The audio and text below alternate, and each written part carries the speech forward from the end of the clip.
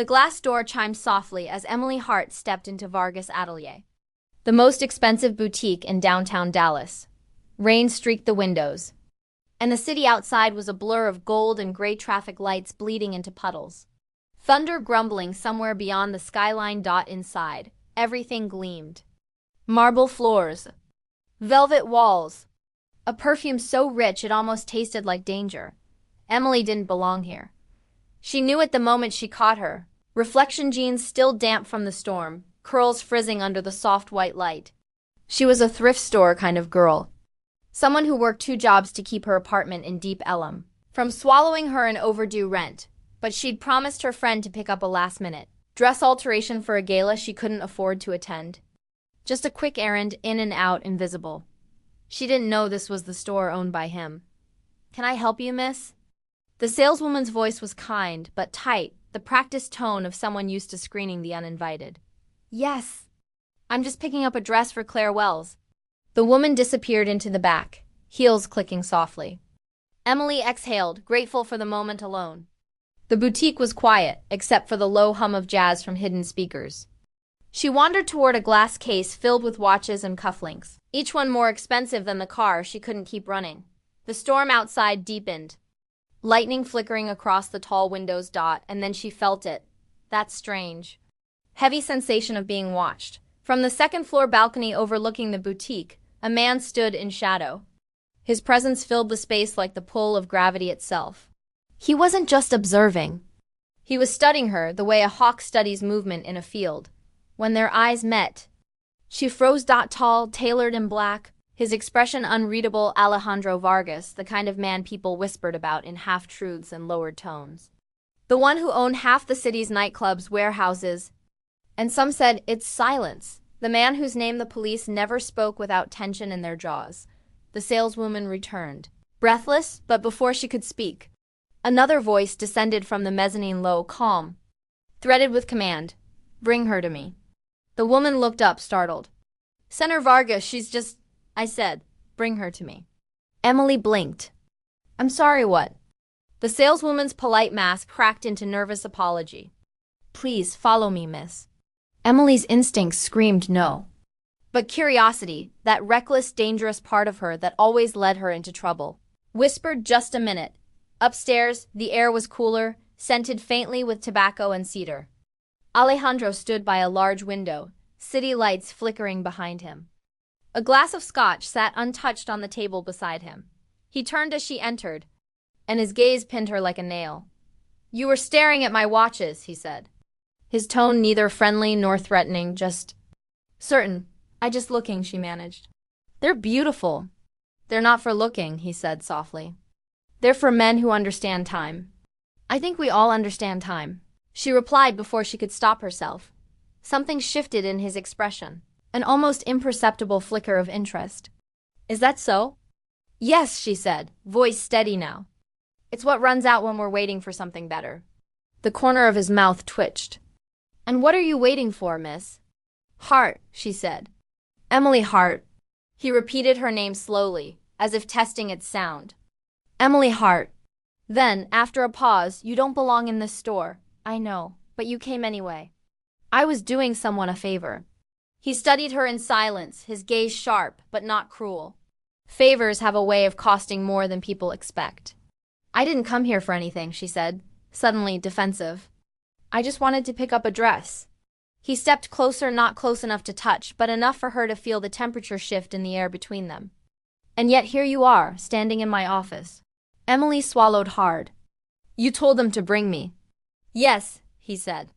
"Because no one comes into my store alone unless they want something. So tell me, Emily Hart, what is it you want?" His voice was quiet, smooth as silk over steel. "I don't want anything from you." He tilted his head slightly. "That's what my enemies say. Right before they ask for mercy. I'm not your enemy." He smiled faintly, though his eyes didn't.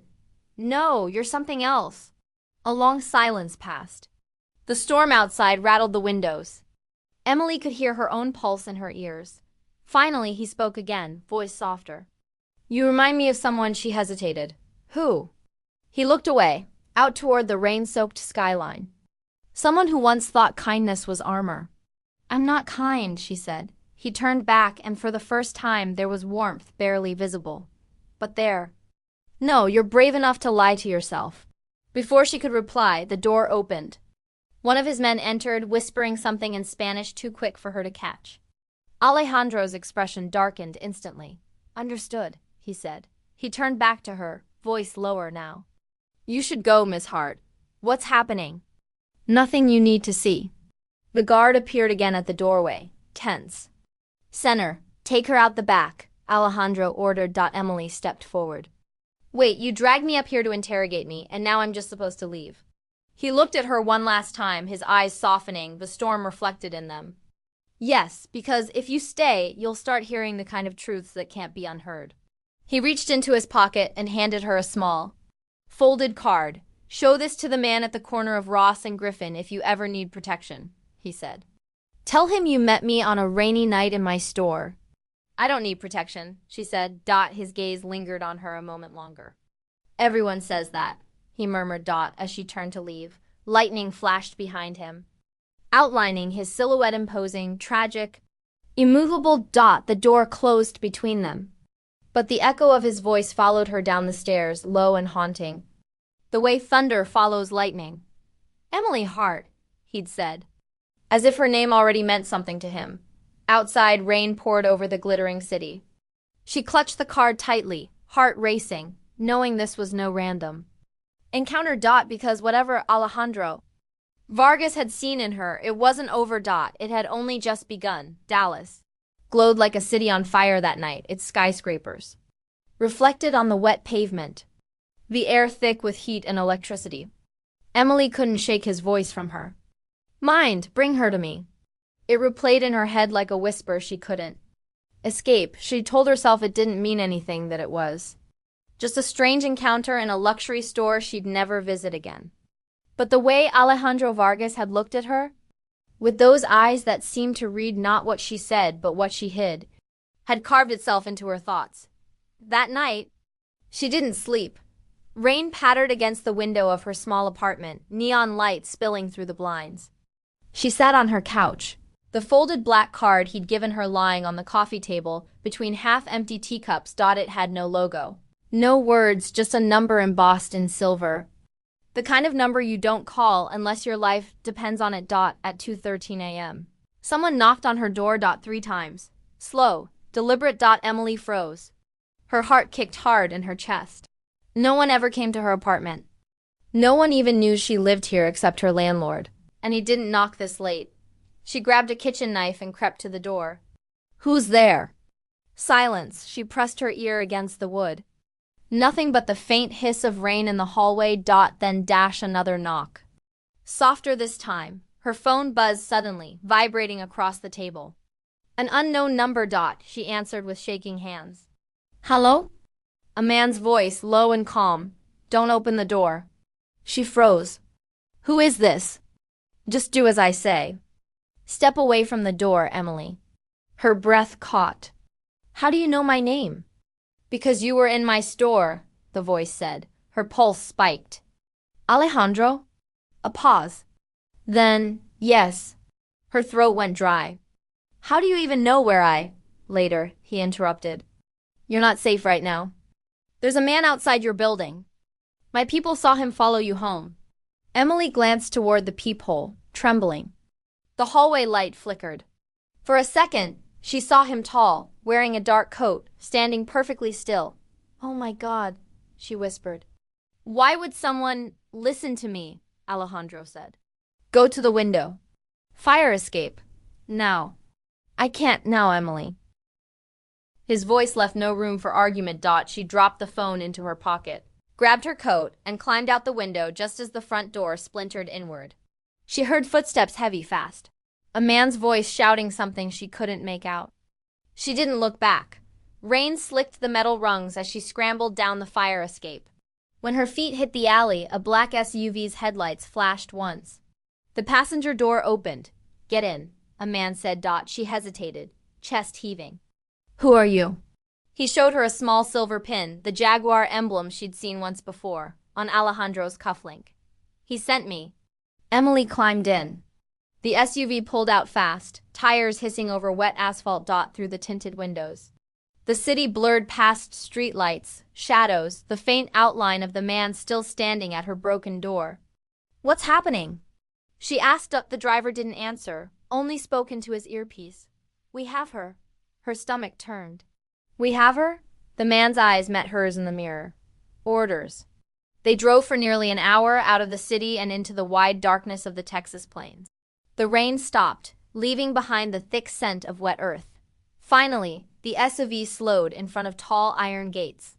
Beyond them, a long driveway wound through rows of cypress trees toward a sprawling estate lit by soft golden lights. "Where are we?" she asked. The driver said simply, "Home." Inside, everything was quiet except for the sound of a piano echoing faintly from somewhere deeper in the house. The melody was slow, deliberate minor keys that carried both sorrow and control. Alejandro sat at the piano, sleeves rolled to his elbows, his dark hair damp, a cigarette burning untouched in the ashtray beside him. When he saw her, he stopped playing. "You ran," he said softly. "You told me to." He smiled faintly. "Good. You listen." "I didn't have a choice," she said, her voice trembling. "Who was that man? Why was he at my apartment?" He stood, crossing the room with quiet precision. "Someone I've been trying to find for a long time. I didn't expect he'd find you first." "Why me?" He stopped close enough for her to smell the faint scent of smoke and rain on him. "Because you walked into my world the moment you walked into that store. I didn't ask to." He looked at her then, really looked, the way he had in the boutique, but deeper, searching for something beneath her fear. "Neither did I," he said softly. The silence between them was thick, electric. Finally, he reached into his pocket and held out a small folded photograph. "Do you recognize this man?" Emily looked and her stomach dropped. It was the same man who'd been outside her door.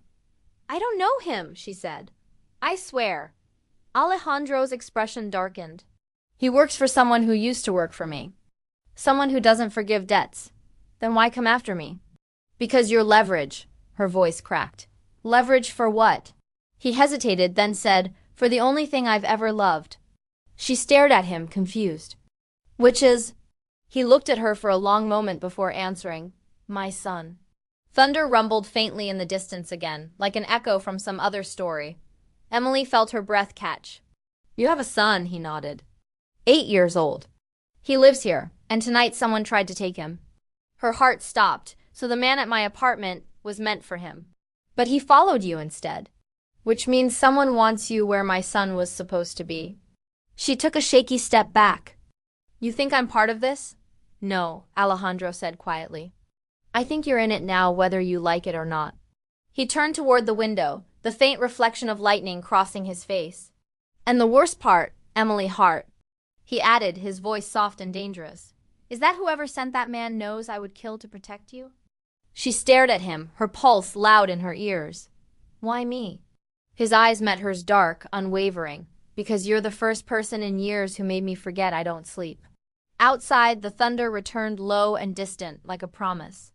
And in that instant, Emily realized this wasn't protection. It was possession. And she had just become the one thing the man who never slept might finally dream about or destroy. The first thing Emily noticed the next morning was the silence. Not the kind that comforted, but the kind that listened.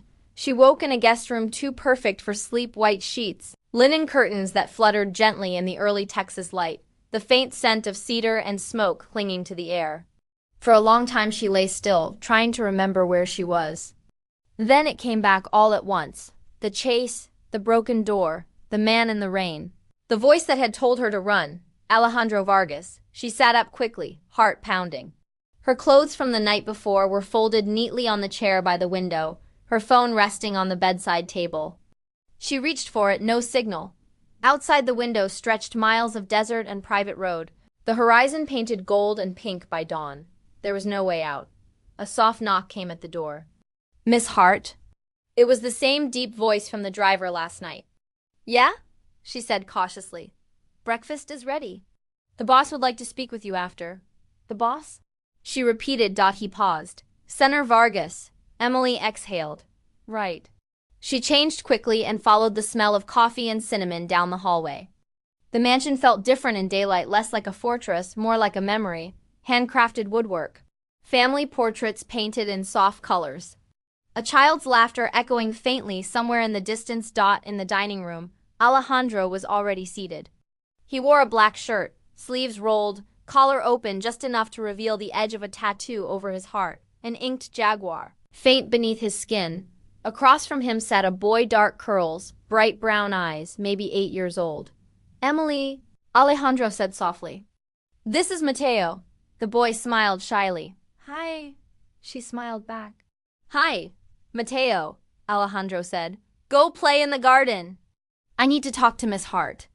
The boy nodded, gave Emily another small smile, and disappeared down the hall.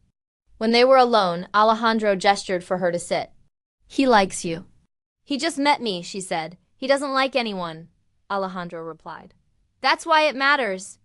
Emily glanced at the table, a spread of fruit, pastries, and coffee that looked like something from another world. I still don't understand what's happening. You say someone's after you, but why am I here? Alejandro leaned back in his chair, studying her. Because they followed you instead of him. Which means you were the mistake they made. I protect my mistakes, she frowned. That's not protection. That's control. His eyes softened just a little. You see more than you should. I hear more than you think, she said quietly. You don't sleep, do you? He froze just for a second. Who told you that? No one. But you said it yourself last night. He turned his gaze toward the window. The morning sun painted the lines of exhaustion beneath his eyes in soft gold. I haven't slept in years, he said finally. When I do, I see her. Who? My wife. His voice was quiet, almost reverent. She died when Mateo was a baby. Every time I close my eyes, she's there looking at me like I'm the one who killed her. Emily's breath caught. Did you? He looked back at her sharply, but there was no anger, only truth. I didn't pull the trigger. But I might as well have. I trusted the wrong men, the same men who now hunt my son. For a long moment, the only sound was the tick of the antique clock on the wall. Finally, she said, and the man who followed me, he works for them. Alejandro nodded. He was one of mine once. He knows my patterns, he knows I can't sleep. So he waited for a moment when I'd be awake but distracted. And that was when I walked into your store. His mouth curved faintly, without joy. Fate has a sense of irony. Emily leaned forward. So what happens now? Do I just stay here until you say it's safe? He poured coffee for both of them, his movements slow, deliberate. You stay until I can sleep again. She stared at him. That's not protection. That's obsession. He looked up, meeting her eyes. You remind me of dreams I stopped having, Emily Hart. That makes you dangerous. The words hung between them, heavy and electric. Before she could respond, the sound of a gunshot shattered the quiet. It came from outside, the garden. Alejandro was on his feet in an instant, drawing his weapon. Emily followed him down the hall, heart hammering. They burst through the back doors into the blinding morning light. Mateo stood frozen near the fountain, his soccer ball rolling to a stop. One of the guards lay on the ground nearby, blood pooling beneath his shoulder. Another man, masked, armed, was fleeing across the lawn toward the trees. Alejandro fired once. The shot hit the fleeing man's leg, sending him sprawling. He grabbed Emily's hand and motioned for Mateo to run back inside. The boy obeyed instantly, eyes wide with terror. Alejandro stalked toward the wounded intruder, gun still raised. Emily trailed behind, shaking. The man on the ground coughed, blood on his lips. He looked up at Alejandro and laughed, a broken, bitter sound. Still awake, boss? Alejandro's voice dropped to a dangerous calm. Who sent you? Doesn't matter, the man gasped. You'll never sleep again. Alejandro's hand tightened on the gun. Wait, Emily said softly, stepping between them. Don't. Alejandro looked at her, eyes burning with rage and grief. He came for my son. I know. But if you kill him, you'll never find the others. For a moment, he said nothing. Then he lowered the weapon slowly. Take him inside, he ordered his men. I want answers. The guards dragged the wounded man toward the house. Alejandro turned to Emily, his chest rising and falling with uneven breath. You shouldn't have stopped me, he said. You shouldn't have needed me to. He stared at her for a long time, long enough for the edge in his expression to soften again. You talk to me like you don't know who I am. I don't care who you are, she said quietly. Only what you do next. Alejandro exhaled slowly, the anger draining from his face. Then stay, please, until this ends. Emily hesitated. And if it doesn't? He met her eyes. Then you'll have to wake me from the nightmare. A gust of wind swept across the courtyard, carrying the scent of smoke and rain. Somewhere deep inside the house, Mateo began to cry. Emily looked toward the sound, her pulse steady now. She didn't know if she was his prisoner or his salvation, but she knew one thing for certain: Alejandro Vargas, the man who never slept, had just made her the only thing standing between his dreams and his destruction. And in that fragile space between danger and desire, neither of them would ever rest again. The afternoon sun fell heavy over the estate, thick with heat and dust. The storm had passed, but the air hadn't softened, it had only turned sharper, as if holding its breath for what came next. Inside the mansion, the halls were silent except for the soft ticking of clocks and the occasional whisper of footsteps. Alejandro's men moved with quiet precision, checking windows, securing doors, tightening the perimeter. The attack that morning had left no one at ease. Emily watched through the glass as the men dragged the wounded intruder into a stone shed behind the garden.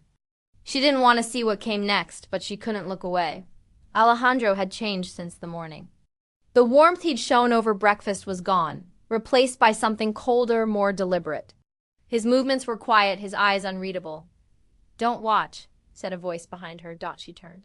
It was Mateo. His small hand gripped the doorway, his curls sticking to his forehead. His eyes were red from crying. "Your father told me to stay inside," she said softly.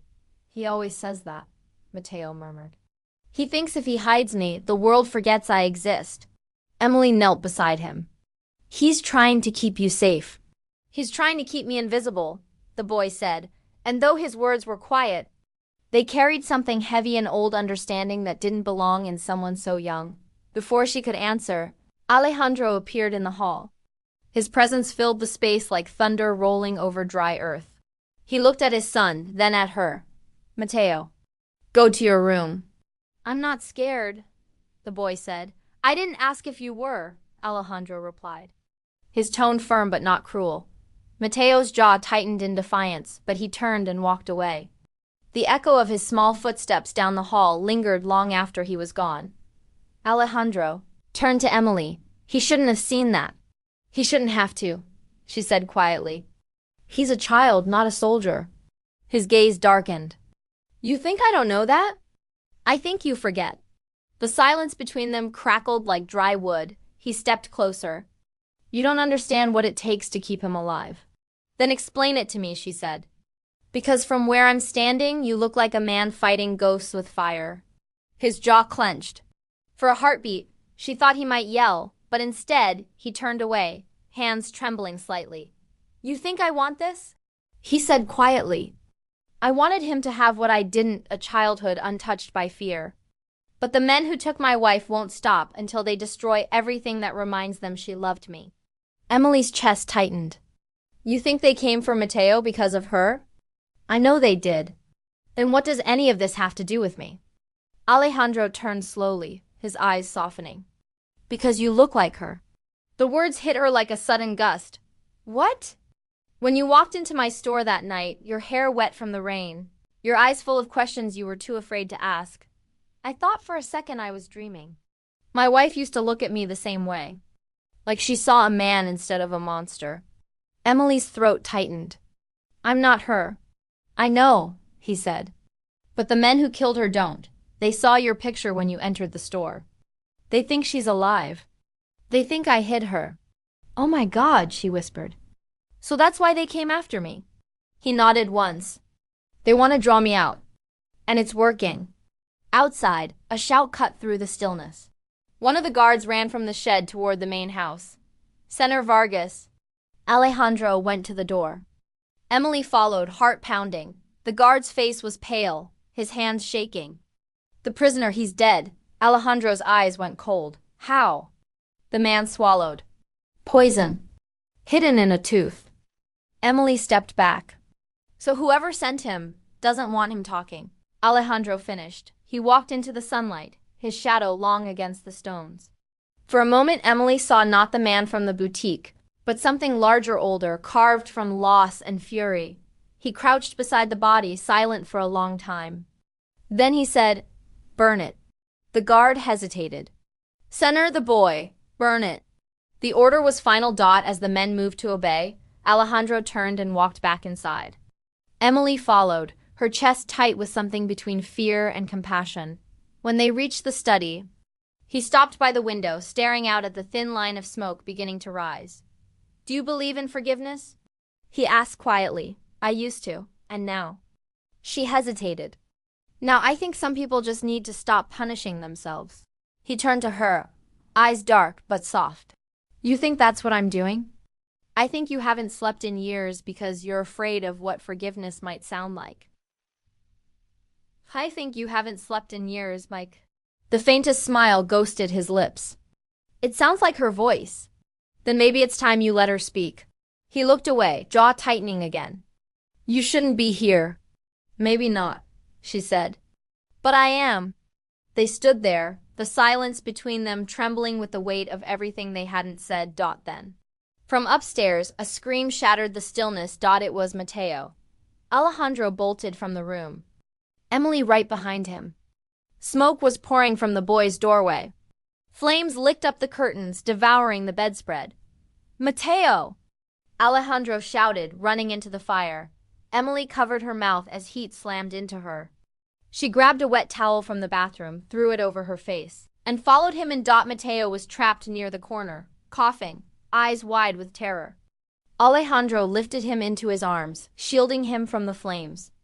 Emily pulled open the window, shouting for help. They escaped onto the balcony as guards rushed below with hoses. The fire roared behind them, the heat burning their skin. Alejandro clutched Mateo tightly, whispering his name again and again until the boy's sobs quieted. When the flames finally died, the room was blackened, the air thick with ash and smoke. Emily stood beside them, coughing, trembling. "Was it an accident?" Alejandro shook his head. "No." "Then who?" He looked past her, eyes narrowing. Across the lawn, near the edge of the property, stood a single figure motionless, watching. A woman, long hair, pale dress, her face shadowed by the rising smoke. Emily blinked. "Alejandro, who is that?" He didn't answer. He couldn't, because the woman was already gone, vanishing into the heat haze like a ghost made of flame. And when he finally spoke, his voice was barely a whisper. "She's been dead for 8 years." Night fell heavy over the Vargas estate, smothering the sky with clouds and the bitter scent of smoke. The fire had died, but its memory clung to every wall, the blackened window frames, the charred remains of Mateo's room, the ash that still floated in the air like a warning. Alejandro stood by the fountain in the courtyard, his shirt open, his hands streaked with soot. A half-empty glass of whiskey rested on the edge of the stone, forgotten. He stared at the reflection of the flames still burning in his mind. Emily approached quietly, her voice soft. "He's asleep now. Your son. The doctor said he'll be okay." Alejandro didn't turn. "He shouldn't have seen that. He's strong," she said. "Like you." His jaw tightened. "Strength is a curse in my world. It keeps you alive just long enough to watch everything you love burn." Emily moved closer, her bare feet whispering against the stone. "You think that woman, the one in white, set the fire?" Alejandro's gaze lifted slowly to the dark horizon. "I don't know. But I know what I saw. She looked real." "She was real," he said quietly. "Once." Emily hesitated. "Your wife." He nodded. "Isabella." He said her name like a confession. "She died in a car explosion 8 years ago. My enemies claimed it was a message. But tonight..." He looked up, eyes glinting in the dim light. "Tonight she sent her own." Emily's skin prickled. "What do you mean?" Alejandro picked up his glass, swirling the amber liquid before setting it down again. "When the fire started, I heard her voice. Clear, close. She said my name. You think she's alive?" He laughed softly, the sound hollow. "If she is, then she's haunting me for letting her die." The wind swept through the courtyard, carrying the faint scent of lavender and smoke. For a moment, Emily thought she saw a shadow move in the upper window, a flicker of white fabric. Gone as quickly as it appeared, she touched his arm. "Come inside. You need rest." He looked at her hand on his skin, then up into her eyes. "Rest is for men who can forget. I can't." "You could try," she said softly. Something in her tone broke through the hardness in him. He reached up, brushed a strand of hair from her cheek. "Why do you stay, Emily? You could have run a dozen times." She swallowed. "Because you keep saving me." His gaze deepened.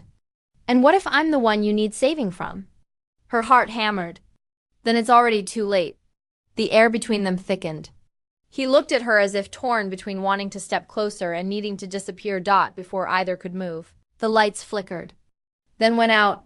The entire estate fell into darkness. Alejandro straightened immediately. "Stay here."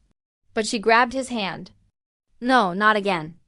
They moved together through the hall, the air charged with tension. The emergency lights blinked once, dimly illuminating the corridor. That's when they saw it. A line of wet footprints on the marble floor, small, bare, leading from the main doors toward the staircase. Emily whispered, "It's raining again." Alejandro shook his head. "It isn't." They followed the prints upstairs. The air grew colder with each step. Somewhere, faintly, a woman was humming a slow, haunting tune. Like a lullaby. Alejandro stopped in front of the master bedroom door. His breath came fast, uneven. "That song," he said. "She used to sing it to Mateo." Emily's heart pounded. Then maybe he pushed open the door. The room was empty, but the scent of Isabella's perfumed jasmine and smoke hung thick in the air. The curtains swayed though the windows were closed. On the bed lay a single item, a photograph, face dashed down. Alejandro picked it up. When he turned it over, his hand began to shake. It was a picture of Emily, standing inside Vargas' atelier, taken from above, through the glass ceiling. On the back, written in graceful handwriting that froze his blood, "You brought her into my house."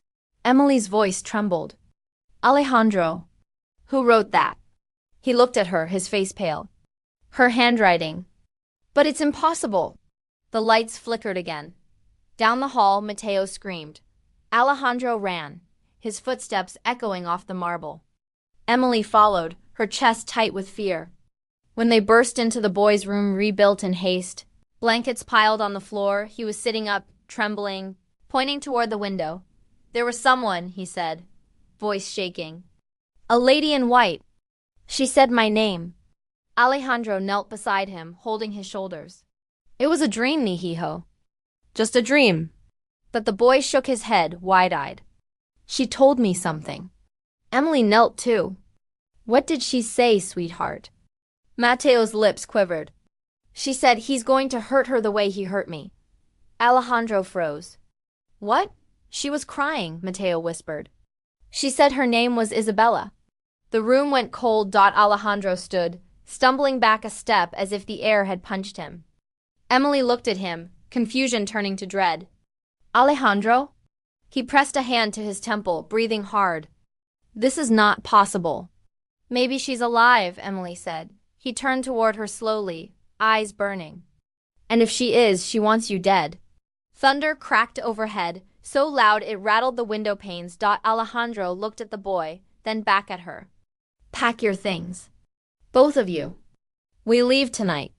Emily's voice shook. "Where will we go?" He didn't answer. He only looked back toward the window, where the curtains still fluttered despite the still air, where, just for a heartbeat, the reflection of a woman in white shimmered against the glass, and though the thunder drowned her words, Emily swore she saw her lips move. "You can't save them both."